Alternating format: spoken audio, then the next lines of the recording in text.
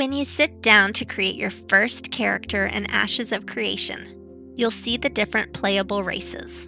However, if you're agonizing over whether the dwarf or the human makes a better tank, you're worrying about the wrong thing. Don't waste your time wondering which race grants crucial stat boosts or unique abilities, because you'll be wasting hours trying to find a benefit that doesn't exist. The actual choice that determines any special character qualities isn't your race. It's your background. Stick around, because if you choose the wrong background, you could be losing out on unique titles, passive abilities, and different narrative choices in the game. In other MMORPGs, a character's race may provide stat advantages, offer role-playing flavor, or influence a character's interactions in the game world. Different races typically also have unique abilities, such as dark vision or special resistances, which can be useful in specific situations and provide strategic choices for the player. Ashes offers none of that. They give you 9 beautiful playable races with rich lore and backstories. These races fall under 4 parent races: Aela Humans, Dünzenkell Dwarves, Kaivek Orcs, Pyrean Elves, and whatever Tolnar are, some sort of inbred humanoid mammalian reptile creature. As of today, the races are purely cosmetic. They literally only change how your armor looks. Although each of these races has very different lore and backgrounds, when making this selection, don't overthink it. You're basically spending 99% of the game looking at the back of their head. The true meta is choosing the one with hair that doesn't annoy you. Prioritize the hair. Trust me, I have a thing with hair. Don't just take my word for it. I come bearing proof. I created the same archetyped character in 7 different races. What did I end up with?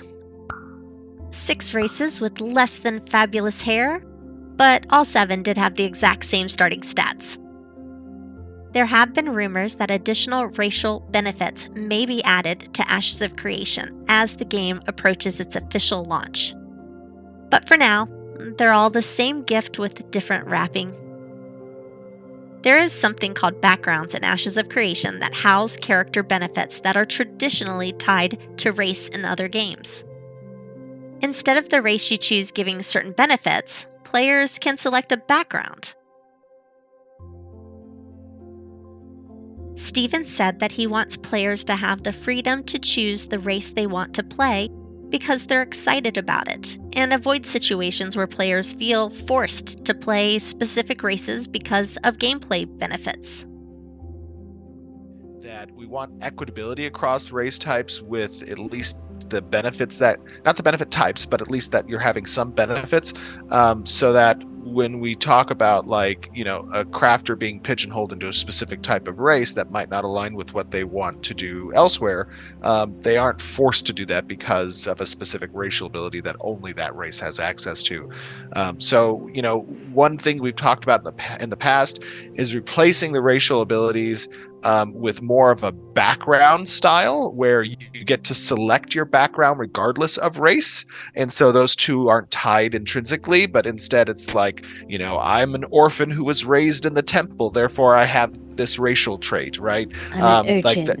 Right, exactly. I think that's probably the direction that we're going to go in. Backgrounds chosen during character creation specify a character's backstory, along with selections such as the starting portal for that character. Choice of background may provide benefits such as passive abilities, titles, and different narrative choices in the game. You're going to have the background selection when you make your character, and that background is going to take into account a little bit of your personal character development arc. So if you're a role player, this is where you're going to really shine. You can finally enhance that origin story you created and potentially get some in-game benefits for it. Your starting area also influences your backstory choices. The key takeaway is that the chosen background is uniform across all races. So, whether you're a dwarf or a human, selecting a particular background gives you the same passive benefits. These benefits are bonuses and quest lines that add genuine flavor and influence your gameplay without ever carving out the kind of mandatory meta choice that forces you into a race you don't like.